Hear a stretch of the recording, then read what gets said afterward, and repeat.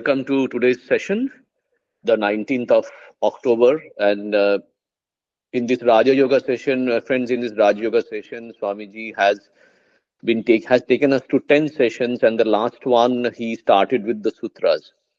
So, Maharaj, over to you. So I'll begin. Om Namah Shri Yatirajaya Vivekananda Suraye Satchit Sukha Swarupaya Swamine Tapaharine. So we are meeting. Last month we discussed the first two sutras. In fact, we were discussing the second sutra, which is the main sutra of Patanjali's Yoga Sutras. And Swamiji has given a wonderful explanation because he says a little bit of explanation is necessary because sutras are often very cryptic statements and we can't understand if we just literally translate it. It is difficult to uh, get the true significance. So Swamiji tries to explain certain things which we discussed, but I'll just recapitulate. First, as I said, Atha Yoganu Shasanam. So if you see the Brahma Sutras also, there are many sutras. Vedanta philosophy is summarized in Brahma Sutras. Yoga philosophy is summarized in Yoga Sutras. Then there are Sankhya Sutras. So all the different darshanas. First, some text is written on that. On yoga, there were several texts before Patanjali, but Patanjali codified it and made it into sutras which have to be remembered. That is one of the most important aspects of darshana. We don't call darshana, it cannot be translated as philosophy. Philosophy is something you enjoy maybe along with coffee and just discuss and then forget about it. Whereas darshana means to see. Our concept in Indian philosophy, its philosophy is darshana means that which you see. See means realize. So philosophy is something that has to be realized in our day-to-day life. Every moment of our life, we have to live by that philosophy, whether it is yoga philosophy, Sankhya philosophy, Vedanta philosophy. So you will find there are these 6 different types of philosophy, and one had the freedom to choose. Of course, there are many more philosophies which are based on these basic 6 philosophical systems. But they were philosophies that had to be lived. That is why it is known as Darshana. Darshana Shastra means, unfortunately, it is translated as philosophical uh, scriptures, scriptures which describe a particular philosophy, and broadly they have been classified into 6. Yoga is one of them, and they are always in pairs. So yoga goes with Sankhya because the framework is the same. Sankhya has a different goal, yoga is a slightly different goal. It's more practical, but it is based on Sankhya philosophy. Similarly, Vedanta, there are 2 darshanas known as Purva Mimamsa and Uttara Mimamsa. Purva Mimamsa is the ritualistic portion of the Vedas where the Vedic literature, the first part of the Vedic literature, where different rituals, they have come down to us to this day. If you see, all our Durga Puja are Vedic rituals, whereas Kali Puja, which will be celebrated soon, is based on Tantric rituals. So there is a huge difference. Vedic rituals are based on the Vedic yagnas and all the rituals which form the karma kanda of the Vedas, which is known, that is why it is known as Purva Mimamsa. Purva means the earlier texts. So they show how rituals are to be performed, the different fire rituals. And as I mentioned earlier, Vedas, when Vedas were very popular, they are popular even today, but other philosophies also have come. Other religions also we learn about other religions. But when Vedas were the sole scriptures guiding India, yesterday there was a discussion in Battersea Park Church. So I mentioned this fact that Swami Vivekananda pointed out that idea of temple and puja, it is a much later concept in India. You may be surprised to know Buddhism, which did not like rituals, Buddha himself, Buddhism likes, definitely Buddhism, later Buddhism, which is not what Buddha really taught. Anyway, that's the true of all religions. We start with something great and then it loses its relevance. So Buddhism was a philosophy where self-realization, or whatever you may say, uh, the path to nirvana was clearly defined. There was no place for any rituals. But it is the Buddhists, out of their enthusiasm, made Buddha the central figure, and they started huge places of congregational worship. They were the ones who introduced congregational worship. So you may ask, how did Swamiji come to know this? Swamiji says a little knowledge of archaeology shows that there was not a single Hindu temple which preceded Buddhist. Most of the Buddhist temples were later either converted into Hindu temples like Tirupati, and other temples were built as a competition. Because if Buddha was uh, placed as a image to be worshipped in these big stupas and other places of worship, Hindus thought, then let us have our own gods. So it's very surprising to know in Vedic religion was never congregational. It was restricted to homes, individual homes, which was based on karma kanda. And everybody had a fire, a sacred fire, which Zoroastrians to this date, Parsis follow. They have a sacred fire always. They call it a fire temple, but they also converted into a organized sort of institution which is known as fire temple.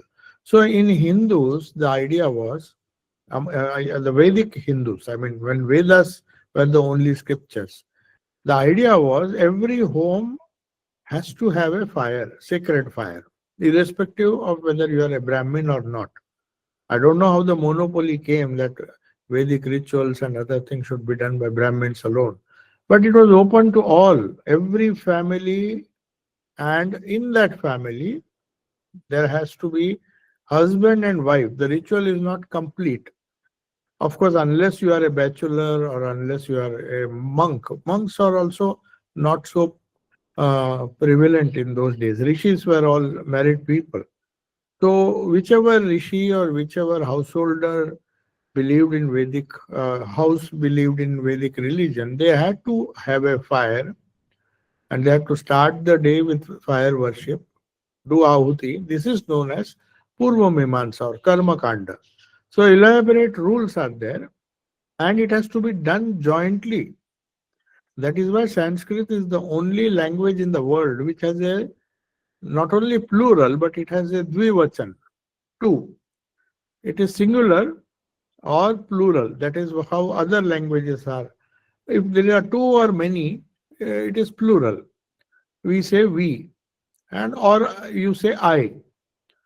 Whereas in Sanskrit is the only language where we see we two. Now who are these two? Husband and wife. So husband cannot do the ritual alone. Wife has to sit. She had equal rights, and society gave equal rights to husband and wife. They had to be present if they were alive. If husband or wife had died, then it's a different question. That is why all the Vedic hymns, Karma Kanda, you use the dual case. We say when you say we too worship, it is different. Many of us worship, then it becomes plural. So this grammar, this very idea of dual case, dual instead of singular plural, we have a dual also. So anyway, that is part of history now. So no longer Vedic religion is restricted to houses. It has now taken, imitating the Buddhists, according to Swamiji, we got the ideas from Buddhists and big temples were built by Hindus. like the Buddhist places of worship, and slowly congregational puja and things came. So out of that, of all the pujas, now if you see all the pujas, especially during this season, you will find some pujas have to be done only by Brahmins. That was, of course, a distortion of the Vedic religion. It was never restricted to Brahmins. Anyway, that was prevailing for a very long time. So now Durga Puja has to be done not by monks but by brahmacharis, because Vedic rituals are prohibited for monks. That's why you will never find Durga Puja, especially Belur Math and other places, done by sannyasis. Kali Puja you can do. You may ask why. It's the same puja. No, it's not the same puja. It is based on tantric rituals. So tantras do not prohibit monks. Anybody can do a tantric puja. So anyway, the Vedic puja is still surviving in our great tradition of Durga Puja. And they are all taken, the systems of worship have been taken from there. Why I am discussing all these things are that we have Mimamsa Sutras also. Just as Yoga Sutras, Sankhya Sutras, there is Purva Mimamsa. So there are sutras which explain what Purva Mimamsa is. People who believe that rituals are enough to take you to the highest goal of life. Whereas Uttara Mimamsa means that which came later. Later part of the Vedas is known as Upanishads, popularly known as Upanishads, or by a common name Vedanta. So Vedanta are based on the later portions of Vedas, which do not give so much importance to rituals. So there it is known as Upasana. Upasana means that is what now has come, a synthetic Upasana which we normally practice in the Ramakrishna tradition. It's not, if you ask whether it is based on Vedas, is it a Vedic Upasana as it is in the Uttar Mimamsa or Vedanta? Popularly, Uttar Mimamsa is known as Vedanta philosophy, but the technical name is Uttar Mimamsa. So Uttar Mimamsa they have their own sutras, which are known as Brahma Sutras. Just as we have Yoga Sutras, Brahma Sutras also we have, which describe the whole of Vedanta philosophy in sutra form. Even there, the first sutra, as we see here, Atha Yoganushasanam, is the first sutra. There also, Athato Brahma Jigyasa. There it is said, now. Now means there are certain preconditions. Now we will start Brahma Mimamsa, means discussion about Brahman. That is what Vedanta is all about. It's not about rituals. So Karma Mimamsa is, now we will start discussing the different Vedic rituals. That is what the first. So first sutras of all the sutras literature, whether it is Yoga, Sankhya, I said there are four, Purva Mimamsa, Uttar Mimamsa, then we have the other two, which Nyaya and Vaisheshika Sutras. Nyaya is logic, the sutras which describe the a logical way of living in this world. It's a logical darshana. You live by proper reasoning. Don't live a life based on your emotions and intuitions or instincts. You have to reason everything and plan a proper lifestyle. So that is what Nyaya teaches you, Nyaya philosophy.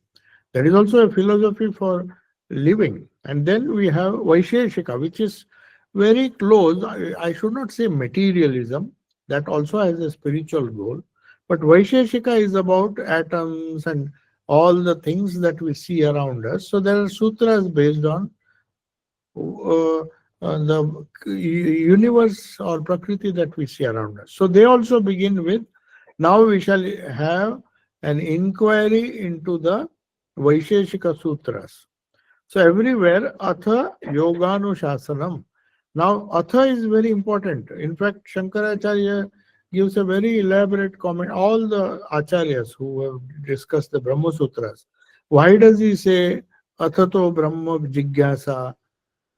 Why does he start with this sutra, not the second sutra? Second sutra is more important, as I said last time. That is where the essence of yoga is described in one sutra. Then everything else is a explanation of the second sutra. But why Atha Yoga Anushasanam? So I mentioned this, but it is worth repeating that all people are not qualified to read or understand these sutras. So the Atha means now. Now means what? Now after you have qualified.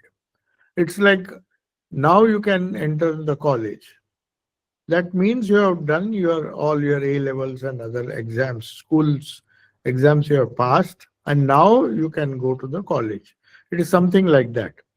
So here also, Atha Yoganushasanam presupposes that you have the basic minimum qualifications, which will come to that later. Yama, Niyama, so many things. They are all steps, no doubt. But even before that, a preliminary check is necessary. Do you have the minimum qualifications to practice yoga? So that can be understood from the second sutra. What is the main qualification? Do you ever have you ever thought, or do you ever think that Chitta Vritti Nirodha is an option in your life? That is the definition of yoga which we discussed. Yoga Chitta Vritti Nirodha. So now if a person says, I don't care for this, I just am happy the way my mind thinks, I don't want to control the mind, it's a foolish attempt, and I have no time for this, then a person doesn't have to even discuss the other sutras. So Atha is to stop him. Says only if you are keen to control your mind for whatever reason, whether it is to attain kaivalya, whether it is to attain moksha, whether it is to get rid of suffering, as Buddhists say, all these exercises you do only if you want, if you have a particular goal in mind. What yoga is fine. What yoga means, chitta vritti nirodha.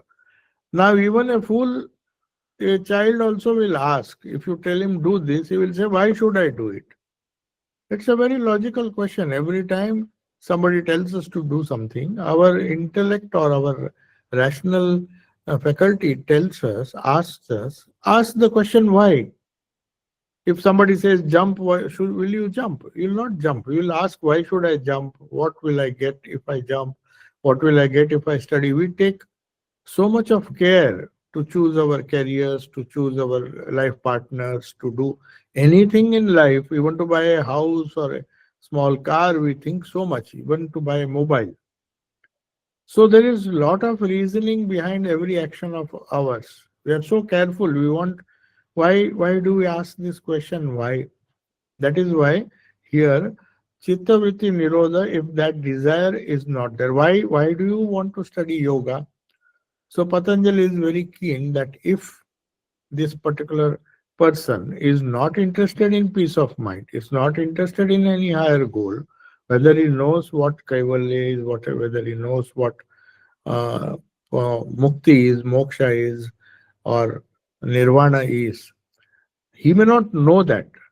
But at least does he have the basic desire, and does he have the basic acceptance of the fact that I need to quieten my mind because my restless mind is giving me trouble.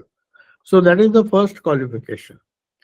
And after that only Atha Yoga Anushasanam, you start the discipline. Any boy in school, if you don't explain to him why he should lead a disciplined life, why he should be punctual, why he should do homework on time, if you explain to him the utility of that, then only he'll follow discipline. So Patanjali knows that Atha Yoganu Shasanam, it is a discipline. And I am telling you now, I mean Patanjali is telling everybody, if you think that the second sutra which will follow is important for you, if it is not important, you better don't study the Yoga Sutras, because this is Like, if you don't want to become a doctor, why should you go to medical college? So the basic idea that one should have some desire, my chitta, my mind, which is restless, the vrittis are coming and disturbing me. I feel some kind of peacelessness in my life. And because of these Yoga Sutras, I have been given to understand that Chitta Vritti Nirodha will help me reach my ultimate goal, but that is later. In the process, also, I'll be benefited. If I'm convinced, then I'll follow. So Swamiji says, as we discussed last time, what the chitta is, what the vrittis is. I think you remember or recollect. I'll just briefly tell. Chitta and the vrittis are different. Chitta is the mind stuff. What do you mean by mind stuff? It is the inherent tendencies that we have inherited from our all our past lives. So I come with a particular chitta, you come with a particular chitta, and the vrittis will depend on the content of the chittas. If my chitta is full of sad memories, then any sight or any thing that I see will be colored by those past memories. So chitta plays an important part. Chitta vritti, my chitta vritti and your chitta vritti may be totally different. I will react in a different way. My chitta vritti needs less control, I mean less effort.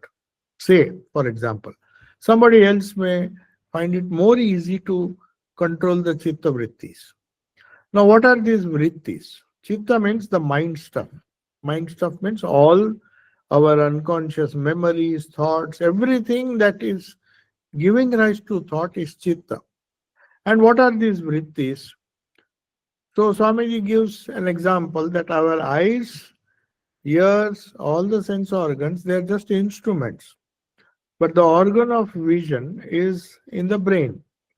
Similarly, the chitta that we see, mind stuff, those are the things that give rise to vrittis. So if my chitta is full of sad, bad, unconscious memories, no matter where I go, however quiet that place may be, the vrittis will be disturbed.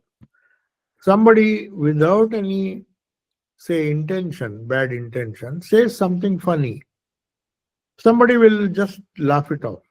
Oh, the vritti is because your chitta is pure or chitta is doesn't have these complications. So you will react in a very peaceful way. You will just take it, maybe you will just not take it so seriously and react. Whereas if your chitta vritti is full of reactive vrittis, full of sad memories, then without any provocation, you will react in a way, and that vritti is yours, unique, it is unique. So, whatever, in whichever way you react or we react, it all depends on our chitta. So, this is why Swamiji is taking so much time to explain what this chitta is. Chitta is something which we have inherited or built ourselves over several lives. And to change that, I mean, not to change that, but first to know how the vrittis are produced, we have to go and dive deep into our unconscious. So for that, Swamiji gives some techniques. He says, when you see a object, when you hear a sound, you think the ear is hearing. So he makes it very clear that the eyes do not see. It looks a bit difficult to understand, but it's very easy. Eyes, he says, do not see. Ears do not hear. Then what is that which hears? So it is the brain center, the center in the brain to which our uh, thoughts, to which our inputs are conveyed. I see something, and the retina sees something, and still you may not react if your mind is somewhere else. So that presupposes that it's not just enough if the brain center is there. Somebody has to react to those brain centers. Otherwise, we see so many things absent mindedly. I see the signal is conveyed to the brain, but the brains are not reacting. Why? Not because there is some defect in the brain, because our mind, which is another entity, manas, is not attached to it. So it requires three things. First, there should be an object outside. Then the eyes will project it on the retina, and that signal will go to the brain. So Swamiji is explaining the physiology of how our thoughts arise, because we have to know what vritti is. Vrittis just don't come by themselves. It depends on the chitta. So if there is a muddy pool, if you drop a stone, the vrittis will be muddy. You can't get pure water there. And then you cannot blame, because your whole chitta is full of mud. So how can you react in a positive way? You may go on telling your child, you should not be angry. But poor child says, you tell me not to get angry, but tell me how not to get angry. He's saying this because he is already full of memories or samskaras of anger. So he cannot react in any other way. He has to be, so we have to deal with the chitta if we want to change the vritti. That is why Sri Krishna says in the Gita, it is so difficult to control the mind, because they are not just vrittis. You see a thing, my mind reacts differently, your mind reacts differently depending on our chittas, which we have to clean or which we have to improve. So the chitta, the mind stuff has to change. Then our reactions will change. So to make this very clear, Swamiji says some explanation is necessary. Don't think this one sutra, by controlling vrittis, yoga, you become a yogi. That is the definition. Yoga, chitta vritti, nirodha. But he says, first of all, we don't know what our chitta is, what the contents are. Then how can we control the vrittis?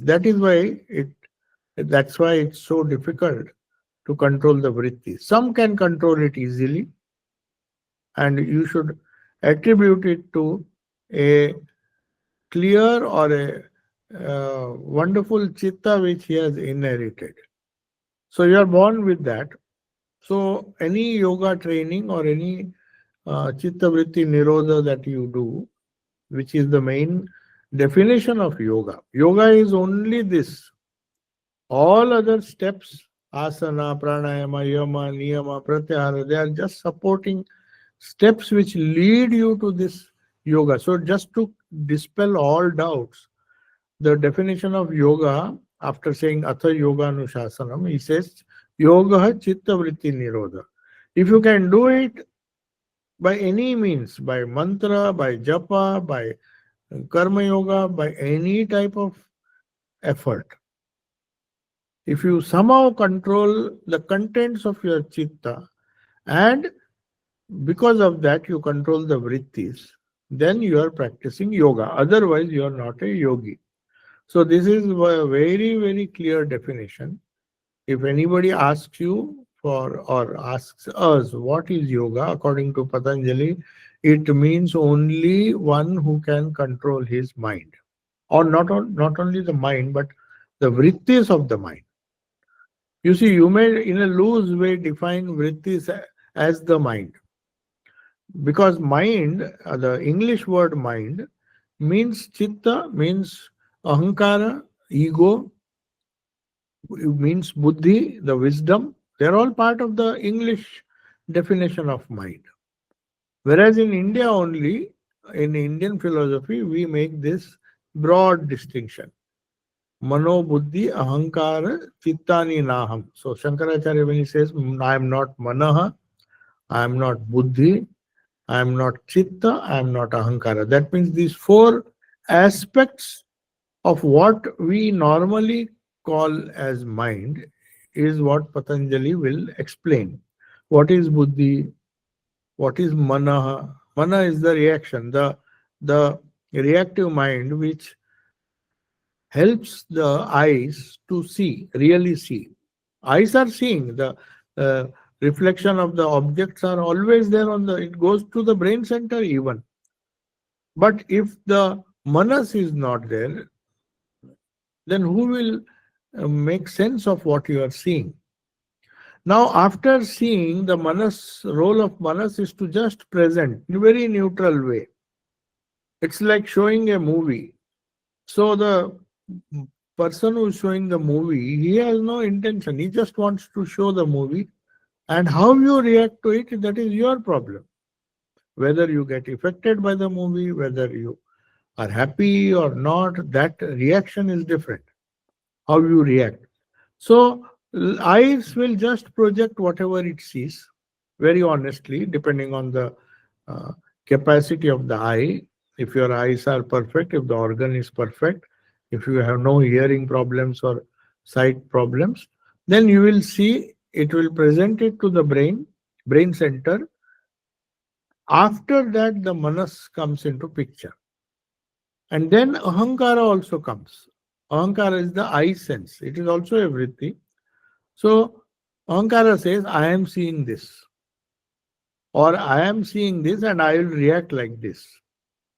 I am seeing somebody making some signs or making some teasing me. So the ahankara tells that this is meant for you. Now you have to react. So the mind reacts. But there is another aspect of the mind which is known as buddhi. The buddhi says the same. It is part of the same mind, but different aspects, different functions of the mind. So the buddhi tells you, don't be foolish, don't be so instinctive. Just because a dog barks at you, you don't bark at the dog. So the wisdom tells you that you will save your effort. Just don't react to everything that is thrown at you. So the instinctive mind is controlled by the buddhi. And who does that? It is your ego. If if you don't have an ego, if you are egoless like Buddha, he did not react. People were cursing him when he was taking bhiksha. The disciples got upset. Our guru is being insulted. Then Buddha very calmly said, why are you so much bothered? If you don't accept what the other person is saying, one part, the Buddhi tells you, you have the choice to react or not to react. If you react, it is your decision, wrong decision or right decision.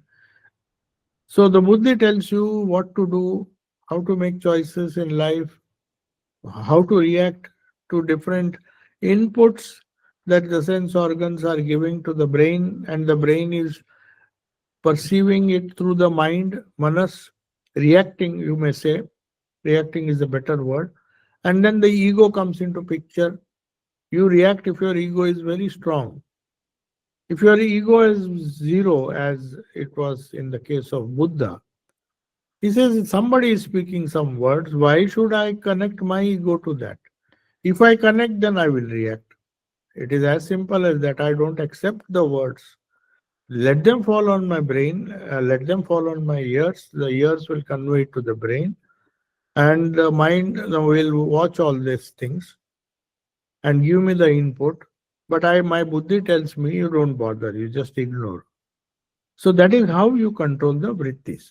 So the real soul, the Purusha, according to Sankhya or according to Yoga, each one, unlike Vedanta, where they say there is only one Paramatma or soul, we are all parts of that universal soul, according to Ramanuja. So we have souls, but they are not independent. Whereas here, each one has one Purusha. So Purusha means the soul, the observer, or the Sakshi, the pure consciousness. So organs with the mind and the buddhi, they all present it to the soul, and soul is the observer. He observes the whole thing, that how the objects, how vrittis are created, how I react to the vrittis. So that is the whole of yoga. So the whole thing that is mana, buddhi, chitta, and ahankara, four aspects of the mind, are together known as antahkarana. Antahkarana means, the definition of antahkarana, Sanskrit word. Karana means cause. Antahkarana means internal cause. So Whatever we do, whatever we think, however whatever be our reaction, it is all the play of antakarana. It is the inner cause of all our misery. It is the inner cause of all our happiness. So we are what our chit vrittis are. So now what is thought? We discussed this, but let me recapitulate. What is thought? Because you have to understand this. Chitta Vritti Nirodha, just by saying that, it is a sutra which needs explanation. So what happens is, what is this thought? What we commonly call as thought is a vritti in the mind. And this vritti, if you analyze it scientifically, it is a force. It is a force just as gravitation. Just as the wave motion comes, the wind comes, it generates energy, the flow of water generates hydropower. So also these vrittis, they are forces. So this is how Swamiji is reconciling science and our thoughts. Thoughts are not just, they are things. Swamiji says thoughts are things. As much as magnetic force, a magnet, or anything that we see, the play of matter and force. In fact, if you go deeper, matter and force, you cannot make distinction at a more fundamental quantum level, whether something is matter. So that is why once when somebody, a great sort of atheist was asked, because he said, I don't believe in spirit or religion or consciousness or whatever it is. So they blamed him and said, oh, so you are a materialist. That is the common word we use. Nastic, or a person who is too much attached to the worldly things, objects, and all those things. We call him a materialist. So then immediately that scientist, who was of course a wise person, he said, don't call me a materialist. Because strictly speaking, in my field, I don't know what matter is. Because when I go deep into the study of matter, I find that matter suddenly converts itself into energy. It's a vast world, micro world, or you may say quantum world, where one does not know whether it is a particle or a wave, whether it is energy or matter. So because I have seen, because I have come to that, because I have perceived that, you can't call me a materialistic. I will be called, if you call me a materialist, then I should know what matter is. But from my point of view, you see, even a scientist comes to the same conclusion. He says, as a scientist, I have to be true. I have to be very logical. When you say I am a materialist, then you assume that I know what matter is. He says, but I don't know what matter is. The more deeply I study, I refuse to call something matter because I see it as matter, and the quantum world says that it can be converted. It's an observer based reality. The reality changes. Matter becomes force, force becomes matter, and that is a very, very uh, different world altogether. So don't call me a materialist, because if I go deep, I don't know whether I'm a materialist or not. So don't classify me as a materialist. It's very true. That's why Swamiji says thought is a force, just as gravitation or repulsion, magnets and all those things, they are forces. And we are handling these forces every moment of our life, consciously or unconsciously. We think only when we deal with material things, we are materialists. According to this definition of Swamiji, we are handling this thought force. So we are materialists. Though we may be intellectuals, we may be not grossly attached to the things. A scientist, for example, a scientist who is very, very like Newton and all, he did not know what he was boiling, egg, or he was not conscious of what he's eating. He was so much lost in his ideas and the thought world. So he was dealing in he was living in his thought world. So naturally, his interactions in the gross world appear to be very queer and impractical. Geniuses are always like that because they have no time. So, just as we are handling gravitation, we are handling the magnetic forces, we are handling electricity and doing wonderful things, creating all sorts of communication tools and all those things. So much of development has taken place by manipulating these forces and matter, what we say as what we consider as matter. Similarly, the yoga is a science teaches you how can you control this wonderful force which is known as thought, which is connected to the vritti, but it is not the vritti alone. Mind you, before the vritti, it is chitta, so there are different aspects. We have to spend some time on this because we have to know this fourfold distinction. Why they created this distinction? You can just say, "Ah, this is my thought, this is your thought." And every day, the only thing that we are dealing with is thoughts. Of course, we are dealing with matter. We have a body, we have eating, we are doing everything. But the only constant companion other than matter is thought, which is a force. So just as we are dealing with heat, we are dealing with cold, we are dealing with gravitational force, nobody questions that. You know, when you jump from the top of a building, you are going to fall down, that is because of gravity. So also the thought, laws of thought, which Patanjali has codified, they are the law of the thought force. That is what Swamiji wants to say. And how does this force come? How do you think? Is it only because of past samskaras? No. Swamiji says that is where material gets converted into force. He says what you eat. See, there is a beautiful Upanishad which discusses this. He says the food that is supplied to us, or that we consume, and out of that, the essence of that goes as thought. That is why they say you be careful of what you are eating. It is a very simple thing. You think, oh, my thoughts will not be affected. That's why some people are very fanatical. They don't eat onion, they don't eat this, that, they don't eat meat, they don't eat so many things because they, according to them, the way their body is built, certain foods influence their thoughts.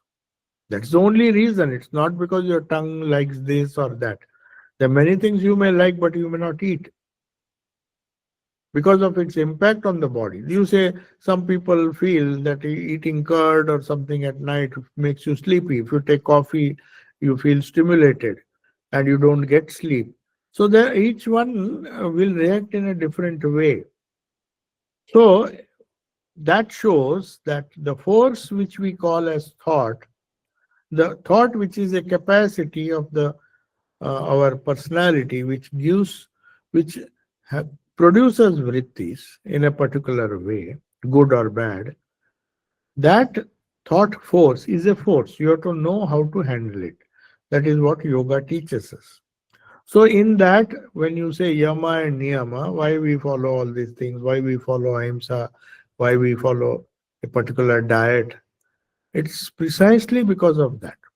Because of the food, according to Swamiji, according to Sankhya and Vedanta, out of food is manufactured thought.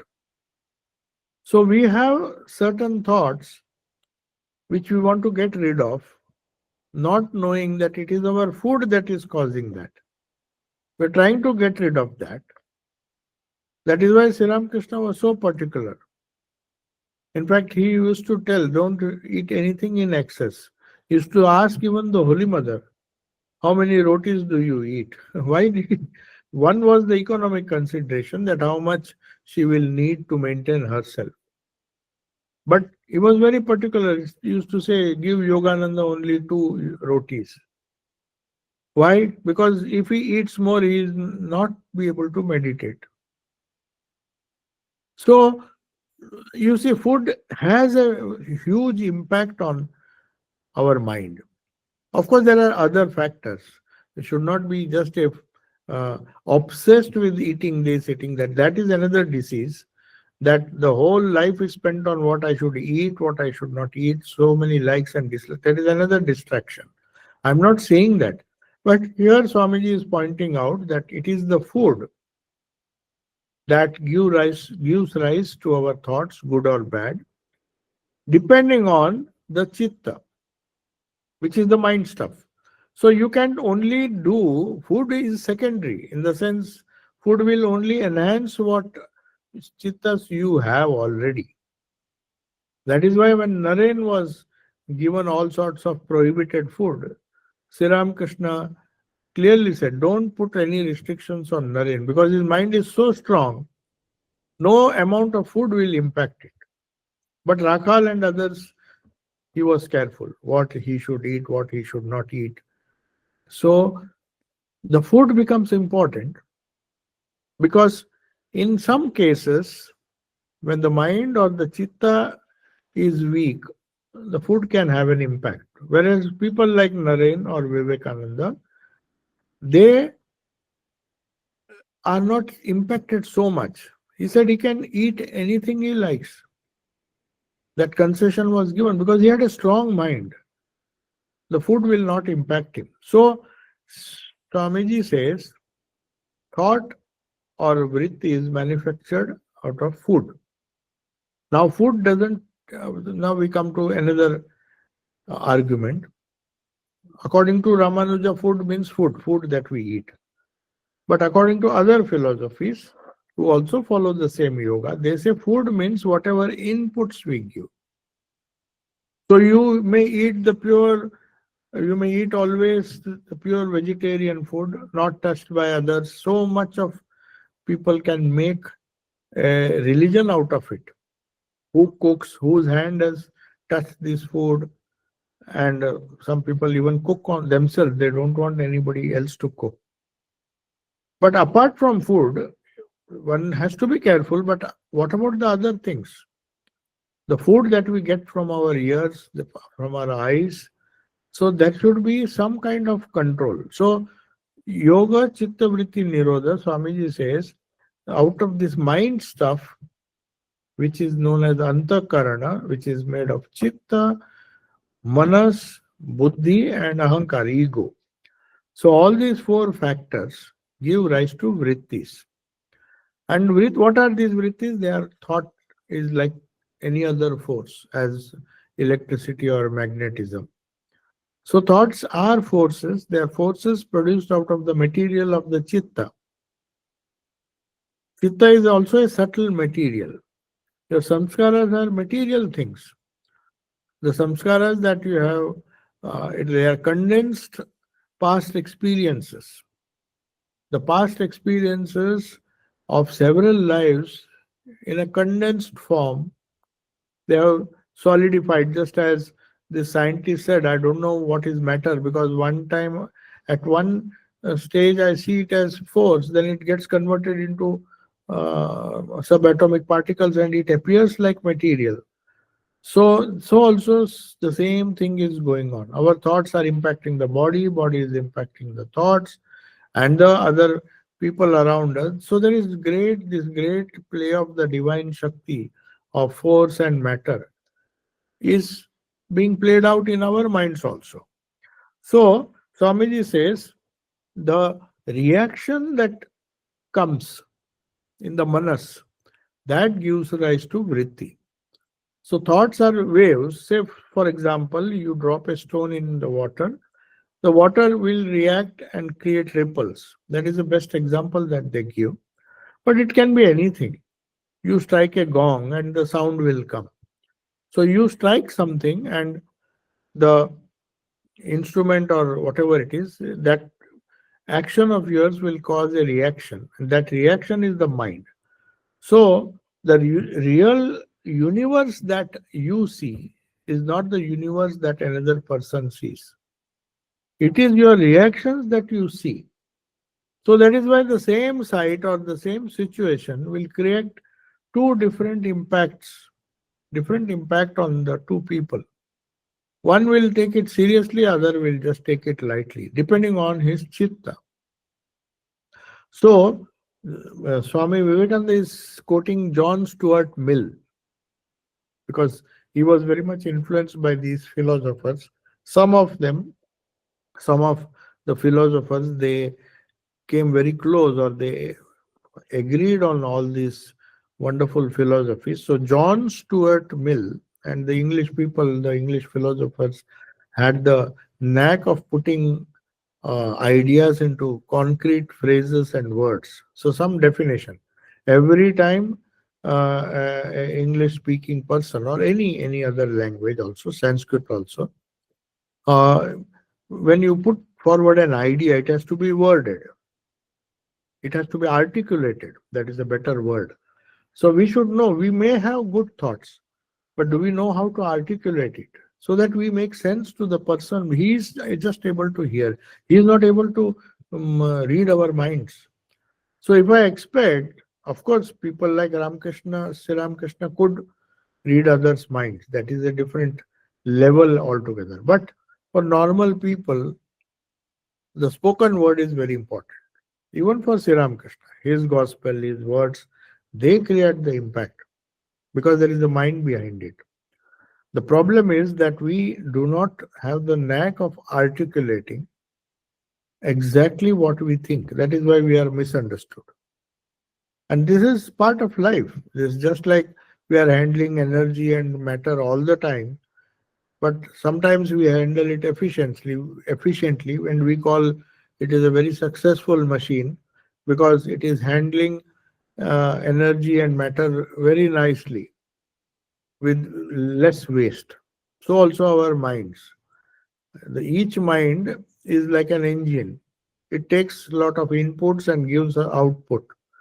So if the engine is efficient, then obviously the mind is efficient. Mind is efficient, then the output and it will work properly.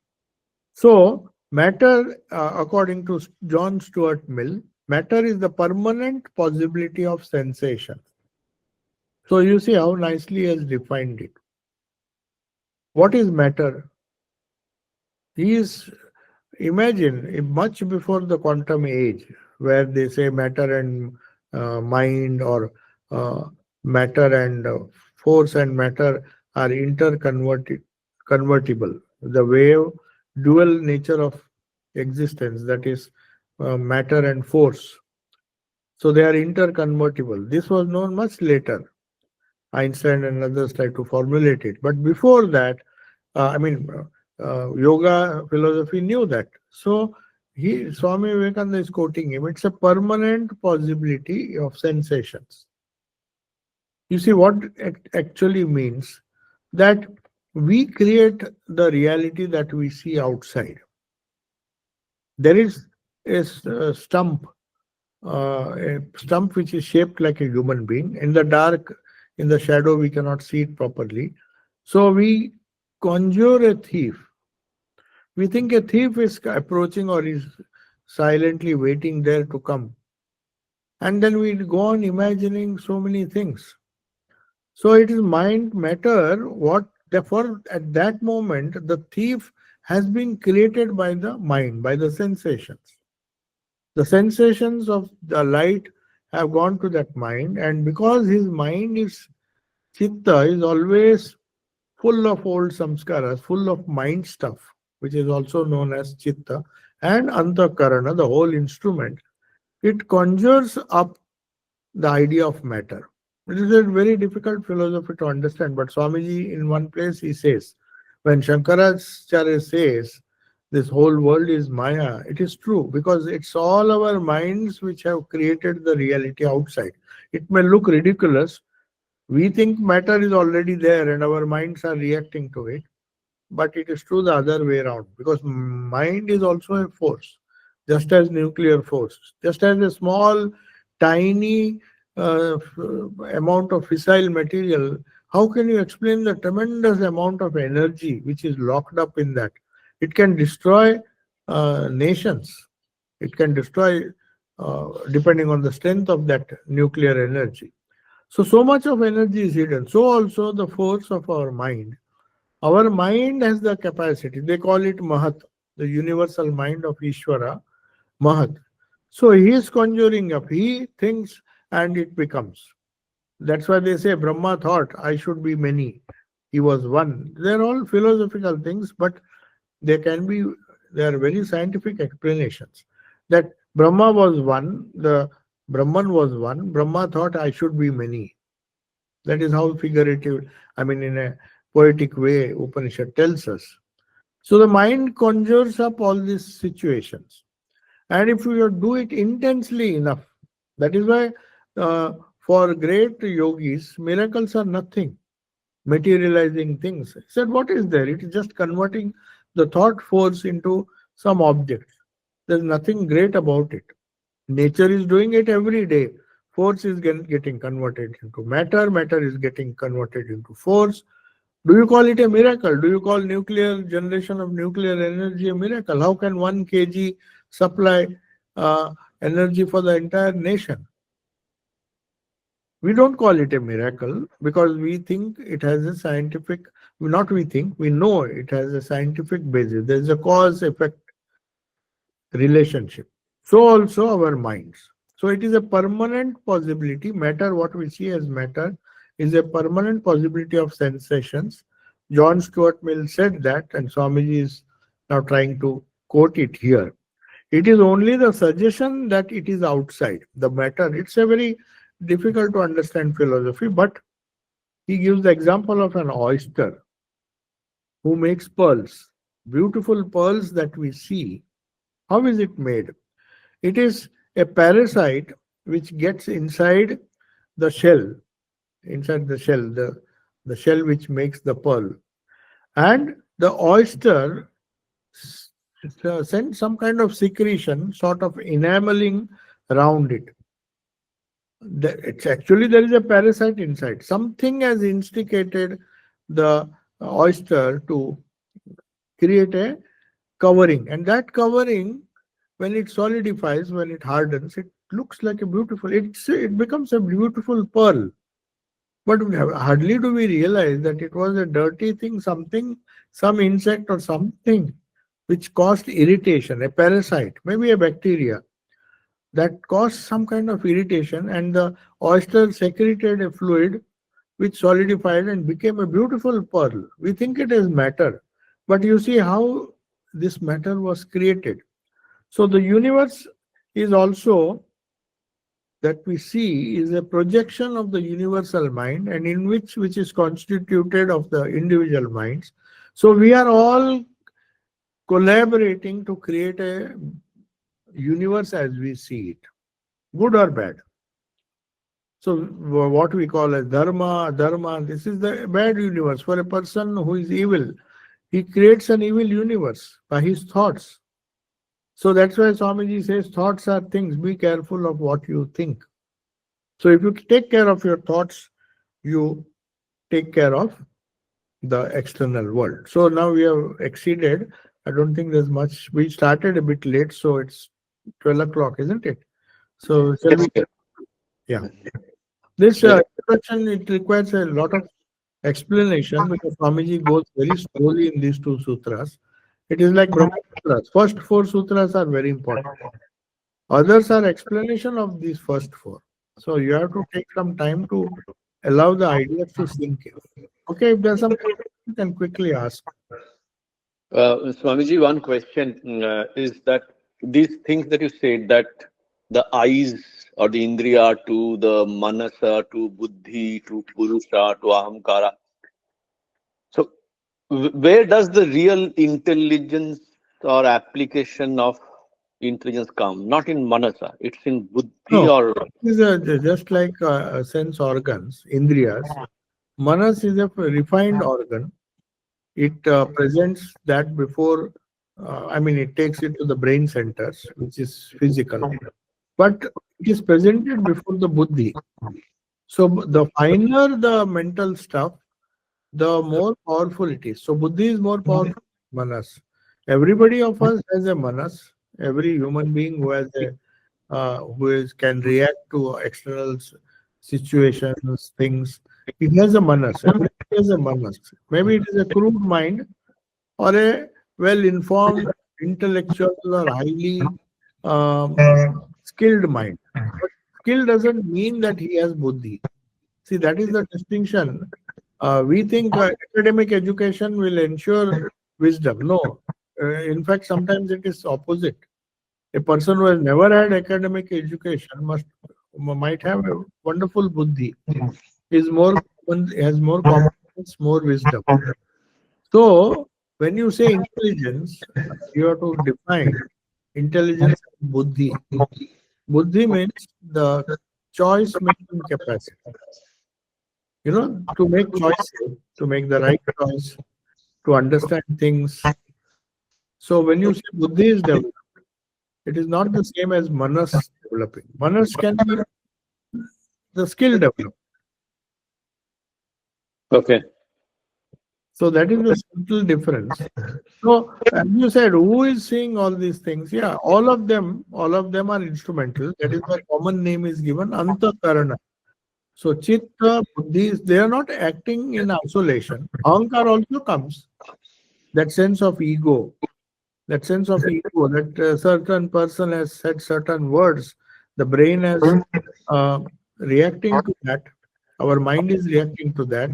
So how should I react? That will depend a lot on ahankara. If I have no ego like Buddha, I will not react. If I am full of ego, then little provocation and you just snap at that person. So different functions, the Sankhya says the Purusha who is seeing everything. The consciousness behind all this phenomena. He is the Sakshi, he is the witness. But for that you have to understand that you have to meditate. So when you meditate within, try to find the Sakshi, the witness who is witnessing the effect of Ahankara, ego, who is trying to understand the functions of manas, functions of buddhi. They are all dependent or at the same time connected to each other. Okay? Okay.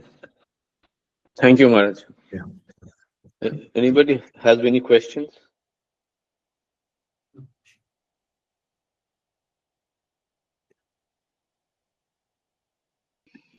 It doesn't seem to be a lot of questions on this side. Yeah. Sorry, Amit, you want to say something? Amit, you want to ask? Yeah. So although the theory is by stage can be quite complicated, as someone who would want to practice something, what is the best way to manage the samskaras? Because I know they're from the past and then we see things how we see them, but what's the best way to filter that in the right way? Yeah. Best way according to me or according to Holy Mother is to repeat the name of God in silence. That is the most time-tested method ever discovered by not only India but many traditions. The best way to meditate is not by controlling thoughts, which is so difficult. So constant repetition of a effective mantra, which is like some kind of energy packet, if you may say so, that helps in a very subtle way to control this mind.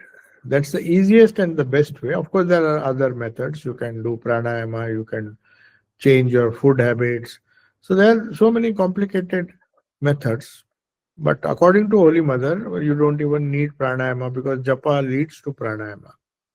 So all those exercises, that 8 steps of Patanjali, are included in this what is known as mantra yoga. That is the like Brahma Sutras and like Yoga Sutras, complicated things were condensed into small things. So our mantra shastris or whoever has realized the importance of that, they try to give a simple practice which a illiterate person also can follow. He doesn't have to study Patanjali's Yoga Sutras. Just have faith and repeat the mantra. It takes time. It takes time because we have to undo the samskaras of the past. So there is no easy way, though it appears to be a very easy way. To do it is difficult. And moreover, our ego will say, this is not the way. I understand my intellect, I am able to understand Upanishads, Gita, and this, that. So it will deceive. It's not so easy to get rid of Ahankara.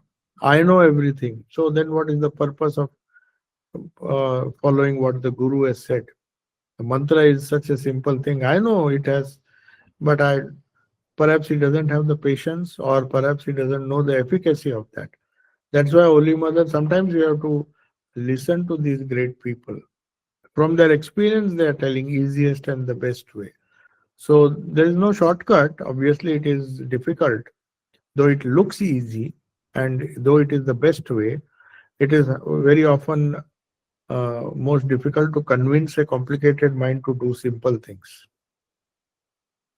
Okay? Thank you, Swamiji. It is really simple to believe the Holy Mother, but we don't want simple Sorry, things. can you say that again? So Someone. intelligent, we are too intelligent for these simple things. This is for village women and illiterate people. They will let them sit with the beads and do japa, but they are the most intelligent. Gopaler Ma, if you see, 30 years she did nothing. So Nivedita was shocked to see the beads were totally worn off. She might have done millions of times. And she lamented. She said, will this age ever come back? Because you will see fewer and fewer people like Gopal Erma, whose everything was to just meditate on Krishna and do his japa. He says, is this old India going to go away forever, never to come back? That was her fear. And in fact, she took, after Gopal Erma's death, she took away that mala. She said, this is the mala which has done so much of japa, which is so rare in these days. So methods are easy, but to convince a complicated mind to follow an easy method is the difficult. Okay? Okay. Thank you, Swamiji. Shanti, Shanti, Shanti. Hari Tat Sat. Sri Ram Krishna Arpanamastu.